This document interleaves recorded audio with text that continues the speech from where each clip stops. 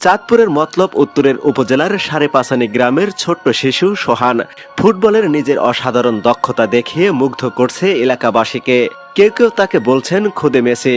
সামাজিক যোগাযোগ মাধ্যমে ভাইরাল হওয়া শিশু সোহানের ফুটবল দক্ষতার কথা ইতিমধ্যে পৌঁছে গেছে ফুটবলের রাজা লিওনেল মেসির কাছেও।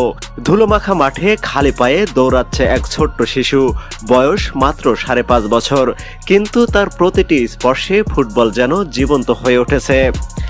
এ যেন কোনো সাধারণ শিশু নয়, এ যেন জন্ম থেকেই বল পায়ের সাথে লেগে থাকা এক বিস্ময় বালক সোহান।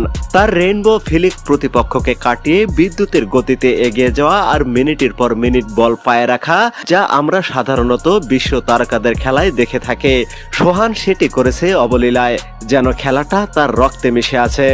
সবকিছুর শুরু মাত্র 1 বছর বয়সে দাদার দেওয়া একটি পুরনো ফুটবল। সেটাই ছিল তার জীবনের প্রথম ট্রফি। বাবার সাইকেল গ্যারেজ হয়ে উঠল তার প্রথম একাডেমি। মাটি, ধুলো আর এক টুকরো স্বপ্ন নিয়ে প্রতিদিনের অনুশীলন। কোচ নেই, আধুনিক প্রশিক্ষণ নেই, কিন্তু আছে এক অবিচল ভালোবাসা আর বাবার চোখে ভাসমান এক স্বপ্ন। হঠাৎ করেই সোহানের খেলার ভিডিও ছড়ে পড়ল সামাজিক যোগাযোগ মাধ্যমে। মানুষ অবাক, কেউ কেউ বলছে এই তো ছোট্ট মেসি। ভিডিও দেখে মুগ্ধ হলেন আমিনুল হক। তিনিও বললেন এমন প্রতিভা বাংলাদেশে বিরল। এমনকি তারেক রহমানও এগিয়ে এলেন, ঘোষণা দিলেন সোহানের পড়াশোনা আর খেলার দায়িত্ব আমি নিলাম। আর তারপরেই ঘটল অবিশ্বাস্য এক ঘটনা। সোহানের ভিডিও পৌঁছে গেল ফুটবলের রাজা লিওনেল মেসির কাছে।